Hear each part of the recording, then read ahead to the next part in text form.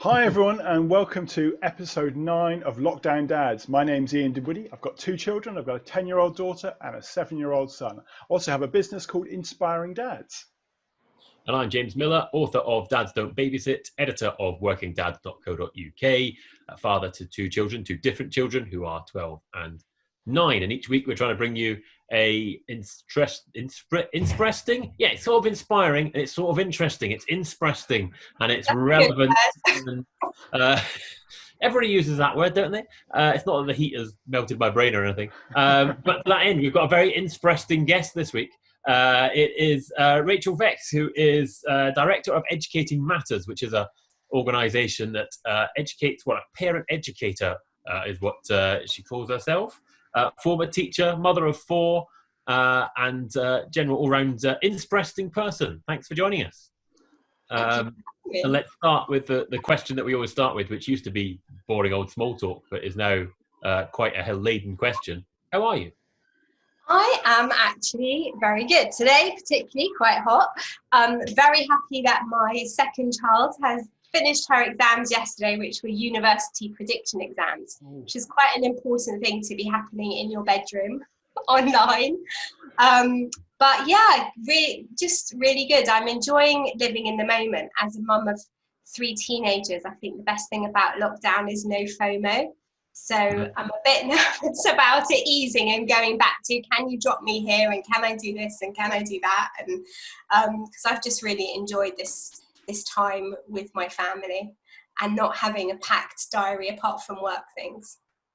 Yeah, I've spoken to other parents who feel that, your children, obviously teenagers, should be out having fun with their friends, but they can't. So you've suddenly got this weird time with your kids you wouldn't ordinarily have got. You've been handed back a sort of weird, quite pleasant 3 months where you've all been stuck in together or enjoying each other's company. I suppose depends on how it's been going. The kids really enjoy it because they kind of know that they haven't got any option. Whereas, if it was like the summer holidays and I said to your kids, you can't leave the house for 6 weeks, they'd be like, but the fact that they just accepted that that's what was happening made it much easier. Yeah, there's no peer pressure. That's I think makes a big difference, doesn't it, to teenagers. How are you this weekend? What's going on in your world? I'm good. My son had his first football training back on Tuesday, sort of outdoor activity, and I don't think he realised how much he missed it because he was absolutely buzzing afterwards. They stood at 5-6 meters apart and did skills outside, but they were all there together as a team. So he was really, really into that. He really enjoyed that and couldn't stop talking on the way back in the car. The other thing that's quite exciting is we've booked our haircut, an official haircut. Now I know in certain parts of I know there's plenty of underground haircutting going on, and I had a trim from my wife relatively early on. In fact, both my son and I, we both had haircuts. She practiced on me and then got better for Struan's haircut, but we are now officially booked in.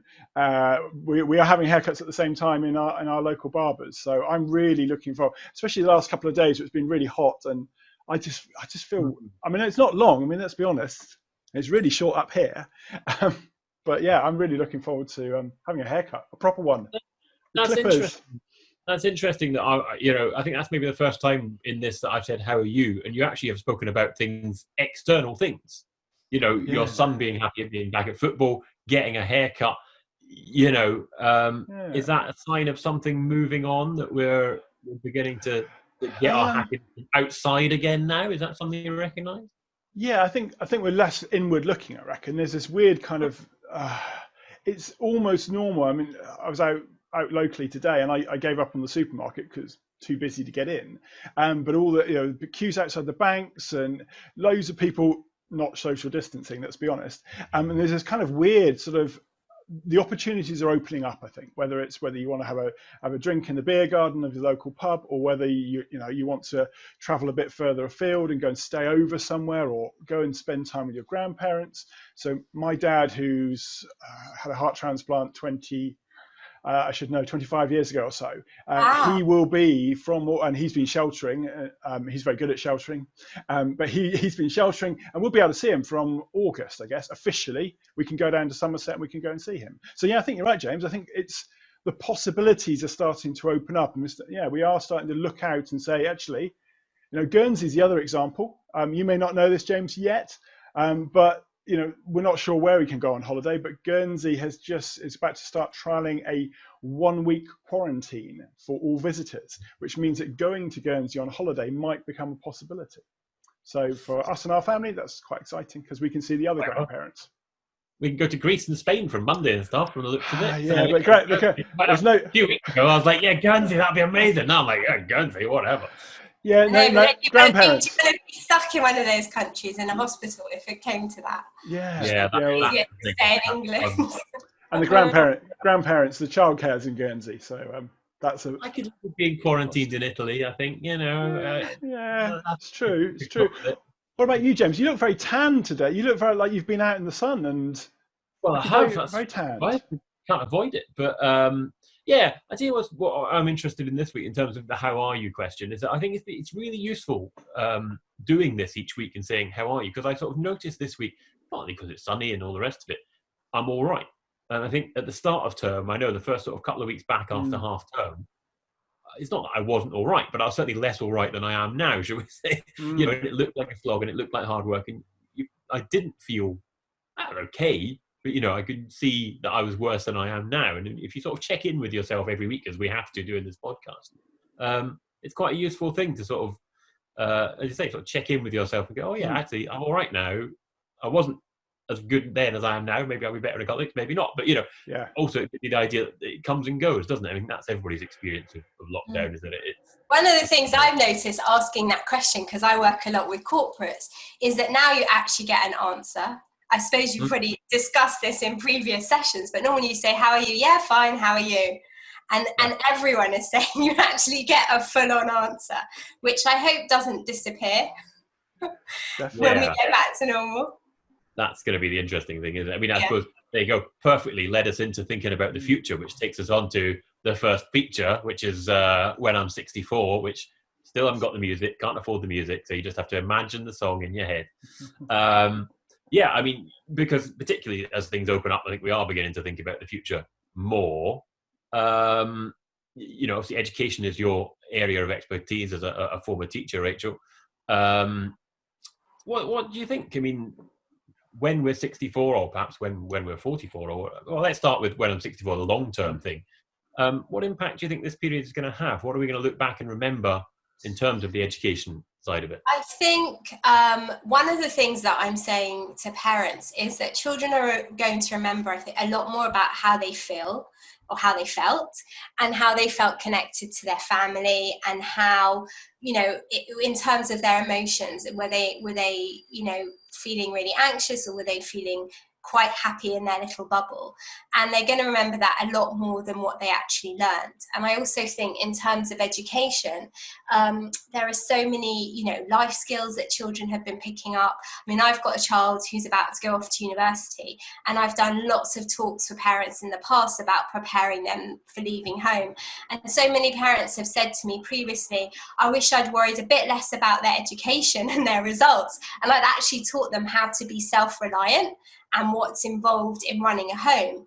And kids have got stuck in a lot more, whether they're 4 or 14 or 19, in terms of helping out, because there's been more time to do so. And you can't say, I've got, I'm just popping out, or I've got football practice, or I've got this bit of homework to do. Like they've just got more involved. And also, I think some of the values that we've learned over this time. So there's been, certainly where I live and for my children, much more of a sense of community and what can we do to volunteer and support others. And in terms of education, I have learned a lot more and understood a lot more about how my children learn and how they operate. And in fact, this morning I wrote an email to one of my kids' teachers at school, who's kind of responsible overall for everything, just to kind of share some of my thoughts on what I've observed, because I've learned to understand my children a lot better. And I think that's really helpful. And if parents have picked up on things, they could be communicating those to the school, because it can influence what teachers have lots of children to deal with at once, which is one of the biggest challenges of being able to provide for the needs of each child. But I think parents should, if they've got thoughts and can give some input on what they've noticed. Some kids have been more productive without all the stress and noise of other children around them, and some have been really, really demotivated, because it's really hard to sit on your own when you don't have all your classmates and your teacher kind of hovering over you. But I think the other thing I think we'll think in 20 years' time, which I've been amazed during this period, is how unbelievably adaptable and resilient we are as human beings. I did a history degree. I'm very interested in history. I always try and put myself in the position of, when you read about wars and things and you think, gosh, people just got into whatever they needed to do. And we did the same really, really, really quickly. It's a bit bizarre, that, really, when you think about it, I have to say. When you think about how much has changed in such a short space of time. Yeah. And you just got on with it. Everyone's had different challenges, but you have to, really. You just have to adapt and get on with it. And people have. Yeah, I mean, there's an awful lot I recognise from what you're saying there in terms of, skills. I take my son to the supermarket once a week just because I have to go to the supermarket, and we do the maths, work out. We were trying to work out which beer to buy last week. So you get 4 bottles of this, 4 cans of this, and you get a big bottle. It's all maths and stuff. But it's also just going around the shop. Yeah, absolutely. I think, and then he had to do a task this week at school and set goals, and one of them was to bake a cake himself. It's like, well, yeah, I mean, that's the sort of skill you don't get at school, isn't it? No. Does that true for you, Ian? Does that sound familiar to you, or that what Rachel said there? There's an awful lot, I say, ringing true for me. Yeah, I think so. In terms of the life skill, we do something called the chicken challenge in our house at the moment. So the roast chicken, you're going to laugh at this. Sorry, is the roast chicken. We're into Sunday evening roasts. That's what we do. It's probably a little bit too hot for it, but it's become a tradition. Yeah. Any day it's roast on Sunday. Anyway, the chicken comes, and the chicken comes, and some of the chickens come with how long it's going to take to cook, and the others don't. So the last couple of weeks, my daughter really hates this. Has been doing the chicken challenge, where she has to. It says that this is the weight and this is how long we have to cook it for, and she then has to work it out. Which for a 10-year-old, she can do it, but it's both time and it's decimals. And it's all put together. So should we get her to work out? And she said, will you check it? Of course, yeah, of course we'll check it.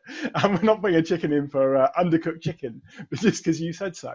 But yeah, that's one of the little things we've been getting involved in. I mean, I like your one, James, about beer. I thought you were going to go into that university thing, which was, it was at my university anyway. How much percentage of alcohol did you get per pence that you spent? So, like, Stella was more. That's not appropriate for a 9-year-old, Ian. That's the trouble with that. No. I thought we were going in a strange direction. Not the alcohol bit. Yeah. Do you think, I also recognise the point, as you say, about you learning how your kids learn, because, of course, I think a lot of us, you send your kid out the door to school, and particularly when they get to secondary school, that's the end of it until they come back in. And even then, when you say, what did you do at school, you get very little. Is that something you think will be a long-term change, Rachel? Do you think parents will become more involved with schools? It will become more of a two-way street? I mean, in some senses, parents are ready to involved. There's a lot of helicoptering going on, and in a way, it's good for kids to be independent. But I think most parents are quite involved anyway. Maybe not at secondary school. But a piece of advice I always give to parents anyway, if you say to your child, how is your day, or what did you do at school, they'll say, fine, and I can't remember, usually. So normally a better way is to just say, tell me a couple of things that went really well, or something that you're really proud of that you want to share. And, that maybe would open up the conversation a bit more. But I've done so many talks over the years, like parents always saying, how do I raise a resilient child? And how do I help them to manage, disappointment and setbacks? And so many kids of all different ages, they've missed birthday parties. My 17-year-old still, 3 months after her birthday, hasn't been able to get in a car and have a driving lesson that she used to count the hours till that was going to happen. So learning how to manage setbacks. And I think also, I'm thinking, and they've learned so much about emotional intelligence, like how to manage and articulate their feelings, and being at home with your family all the time, spending a lot more time than you're used to. Everything they're learning about how to self-regulate. So if you're really frustrated or angry or feeling a bit sad, how do you manage those emotions? And kids of all different ages are learning to grapple with that, which again, I'm a big, despite the fact that I was a school teacher, I'm a massive believer that to succeed in life, EQ counts for way more than IQ. So I think there's been a strong emphasis on that too. Rachel, in terms of the presentations, the webinars and things that you've been running, what kind of things are popular within sort of lockdown that have perhaps not been as popular previously, or is it much the same as you've always done? No, so literally at the start of lockdown, loads of long-standing clients are reaching out saying, help, provide us content. Everyone's panicking about how they're going to work and how they're going to teach their children. So I was really unwell for about 4 weeks. So I had like a raging fever and busy writing all new webinars. But practically everything I've done has been new content over the last 3 months. So the first big challenge was just how do you work and homeschool at the same time? So there's a lot of guidance and advice on managing that, scheduling your time, getting the kids on board, also understanding what does this term homeschooling really mean, which it's not really homeschooling, because homeschooling is when a parent chooses to take their child out of school and teach them at home. And no one with any sanity would do that if you have a full-time job. So, it's not, that isn't really, I think that's, whoever started using that phrase is adding extra pressure to parents.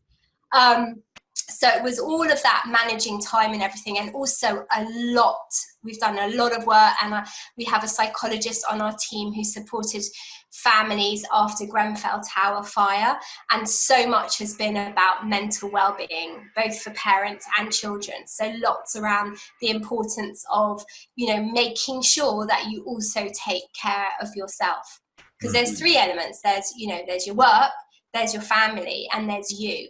And if you neglect you, which is what most people do in times of, crisis, that's the last thing on the list. But it's, when you get on a plane and they say, put your oxygen mask before your child, and I always think, would I really be able to do that in an emergency? But if you don't, you cannot help anyone else. So I've been doing a lot around that. And now more recently, the big topic has been communication. So I've done a lot of talks around motivation and growth mindset and managing emotions. And then the next thing is the transition in September back to school, and preparing children for that. I've got someone else writing some courses as well on staycations. Like, what do you do when there's no camps and clubs and you're still working and you haven't got your week's holiday plan? What the hell do you do with your children once they're not getting any work from school? So those kind of topics. August is looming very large in a lot of parents' minds, I think. Suddenly going, oh. Mind you, 4 or 5 weeks off school will feel like nothing. We've had 15. What's another few? Yeah, but I think the worry is, at the moment, the school still sends some work home, and then that's going to stop, and it's going to be all on you as a parent. And as you say, and then you're going to have the return to school to think about, which I think nobody much is thinking about just now because it's still some way off. But fingers crossed it's going to happen in September. Yeah. That is going to be a challenge, isn't it? It is. I mean, only one of my 4 kids has been invited back to school. Even though I have one in year 12, her school wasn't open. So my one in year 5, she's 10 years old, and she's had 2 days this week. She's got like 6 days between now and the end of term. And she was really excited, but a bit anxious about how different it would look. But within half an hour, she was fine. But some kids are really, really nervous. There are children who everything, I always say to parents, basically in your brain, you have mirror neurons where you reflect the emotions of those closest to you. So if parents have been, you know, really anxious about walking outside. And, you know, there's this terrible virus and everyone's got their own way of explaining it. But those children will be feeling a bit nervous about going back to school. And then there's like their body clocks. I mean, my teenagers, I wouldn't want to tell you what time they're going to bed and what time they're waking up. And that's got to change. And I've been saying to parents, you know, drop the guilt about the time they're spending on screens. Now, in ordinary times, managing screens and technology is a really hot topic that I speak about a lot. And I'm quite, not strict, but I do give my kids really clear boundaries, especially during the week. But they need their screens for school, they need them for socializing, and they need them for entertainment. And these hours clock up, as we are finding as well. So that can't continue in September, really. It's not healthy. So that will be something to give them back into as well. Yes, that's going to be a challenge. Yeah, I mean, I suppose that is one of the short-term. I mean, we call this feature when I'm 44, and that is actually. I'll be 47 in a year, I'm afraid. Well, this thing, I always thought that was like a year. That's 18 months away, right? When I'm 44, no, it's actually September. I'll be 44. We might be able to celebrate on this show. You never know. Maybe. We might actually, I'm going to be the first in the house to have some sort of celebration, but in terms of the short term, I just wonder, what does this all mean for working parents? Is it going to make, you know, you talk about obviously kids being more resilient and more emotionally intelligent, perhaps. Is that going to make working parents' lives easier and that they're going to have emotionally intelligent children, or is it actually going to be harder because they might suddenly be sent home from school for a month at any moment, you know, and you perhaps are going to be more involved in their education? What do you think? Well, a lot of companies that I work with are saying that you know, they're not even all expected necessarily to go back to work in September. So I think that no one's made any rigid plans because of obviously the nature of the virus and the possibility of a second wave. I do get the impression, listening to some of like the government briefings and things, that they almost feel like we'll never go back to schools totally being closed, but I don't know, that could change again as well.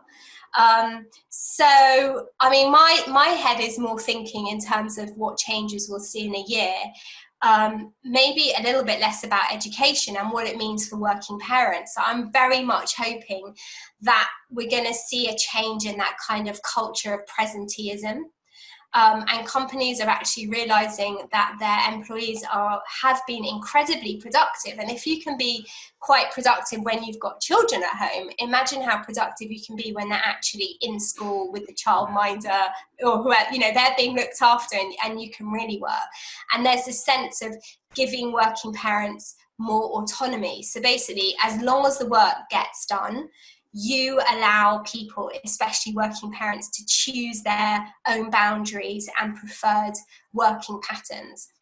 And even beyond that, I'm hoping there'll be this sense of flexibility for everyone. You don't have to be a parent and have any caring responsibilities, but, you know, everyone will function best when they also have the time to spend on the things that are really important to them. I mean, don't even get me started on the changes I would like to see in education. I did a podcast recently for Pearson's, but I just think this is Victorian how we're doing things. Too much emphasis on rote learning, teaching to the test. Last week on the Sunday Times, there was an amazing article. Do you know where this idea of having a longer summer holiday comes from? Did you read it? I knew before. I saw you share it, but I know before, yeah. But I mean, the 19th century agricultural workers needed their kids over the summer to work on the farms. Yeah. I mean, I don't even want to scare parents because now they could have missed 6 months of school. But I know, as a primary school teacher, that 6-week summer holiday, you did see a regression, you know, so let's not worry about 6 months too much, because it is what it is, and every child in the world's got the same thing, and I don't think in the long run it's going to make such a huge difference. But yeah, things in education need to be shaken up as well. James, if we're thinking about sort of in a year's time or so, what do you think in terms of possibly your children and schooling and how it might look? Do you think there'll be any big changes or anything more sort of broader you've caught your eye this week? I think the problem, that concerns me is the uncertainty, is that thing of, as a working parent, as long as we have this coronavirus kicking around in quite a big way, you might suddenly, everything might get upended, at very short notice. Suddenly the thing gets out of control again, R gets above 1 and suddenly the kids are at home again. You've got to put the brakes on your work and adapt. And I think that is going to be one of the things we're going to live with for the foreseeable. I don't know about this vaccine stuff. I'm I err on the side of caution in the sense that I'm not expecting there to be a vaccine in the near future. And I think we all need to sort of live with that. If there is, then fantastic. Then we're all, back to normal, whatever that is. One of the things I noticed this week, the stuff that came out of Jewel, the Global Institute for Women's Leadership, for whom I happen to make a podcast. But there's some really interesting research about men and women. Women are still doing far more of the housework. Men are doing more housework, but nowhere near as much as women. Yeah. And men are saying that this homeschooling is getting in the way of their job. Men are more likely to say it gets in the way of their job, even though they're doing less of it. But I thought it was really, really interesting piece. It was Maury and it was King's, isn't it? Where that institute are based, and that sense of whether it's that sense of expectation is that men expect that they're all in for work, and everyone expects that men are all in for work. So even when they do less domestic activity than women, that they feel the pressure more, and they're more afraid of what that means. And whether it's there's one of the things it didn't do, and sometimes these surveys, we've had lots of surveys that have basically said the same thing. Men are doing more, women have always done more, and the gap may even be bigger in terms of sort of domestic labour. But not a lot of them look into the reasons why these kind of dynamics. It's short on case studies, perhaps, on why men feel like this. Why do men feel like their work suffering when they're doing less? When in absolute terms, or in sort of concrete logical terms, that it's not as much of an impact. So I don't know whether it's they're not as used to working flexibly in that kind of on-off multitasking. That mothers do. But a lot of parents, both mums and dads, have been saying to me, like, I've got to keep my job. So lots of people are worried about the economic implications. So I have to do my work as well as I can. I've also got to, run my house and make sure my kids are safe. But I can't do all these things. So for many families, the education is the first thing to get crossed off the list. And I was chatting to this mom who's a single mom. She's got 10-year-old twins. She's a lawyer and manages a team of 30 lawyers. And she's like, I'm not how on earth can I do my job and run my house and sit on top of my kids and make them do their work? And I've got, we had a coaching call, and she's like, I've got to drop one of these things. And that's the thing I'm dropping. And I've just decided, because I've been saying to parents all along, and I've been trying to follow this advice myself, that our expectations that we have often, drive our thoughts and feelings. And it's really about managing those expectations and sometimes adjusting them and being more realistic. So at the start of lockdown, I was thinking, oh, well, I'm a primary school teacher, and my 10-year-old who struggles a bit with maths, we're going to do at least half an hour of proper teaching every day. This is going to be a brilliant opportunity. She's going to go back to school at an even better level. I mean, has that happened? No. And then I got inundated with more work than I've ever had before, and I was like, well, I can't do everything properly, so I've got to drop something somewhere. It's the theme that we come back to time and again, isn't it? Is good enough is good enough. Yep. You say, be kind to yourself. Be kind, yeah. Right, are we going to squeeze in? Reckon we can squeeze in some tips this week? I think so, definitely. Just about got time. Mine's nice and easy, nice and quick. Yeah, yours is interesting. I'm intrigued by yours. My tip for coping with lockdown and all the rest of it is eat lots of smelly crisps, because at the moment you don't have to meet anybody. Usually you're out and about, you get your sandwich, you've got to have your plain crisps because you don't want to smell a cheese and onion all afternoon. At the moment, you haven't got to meet anybody. Go for your life. Hammer those smoky bacon crisps for the next couple of weeks until we're all back into circulation again. Stock up on peri-peri chicken crisps. Whatever you want. Just go mad with stinky crisps. That is my tip for dealing with lockdown. And how does your partner feel about this? Well, she's my partner. She signed up for it. She signed up for smoky bacon crisps. Who's next? Ian, have you got a tip for us this week? I have. We've talked before about Zoom and tips for recording. Whether Zoom is going to be soon replaced by coffee shops, but lighting is something I think we all struggle with at some stage. So I have this little tripod. I've got variable light. I've got different types of light. Plugs into the laptop. I can film stuff on here, or it can just be an additional source of light. At the moment, I've got great light, but as if we are still doing a lot of home working and Zoom calls come September, October, November, I think it will come into its own. Making sure you've got good lighting for that kind of thing, I think, will become relatively important. Don't overstate it. That looked quite a big tripod to me. I think you're doing a tripod down there. It extends. Rachel, do you have a tip for last night was I went with my husband. We did our first kind of, it's not really a night out. We sat in a park with some friends and got a pizza.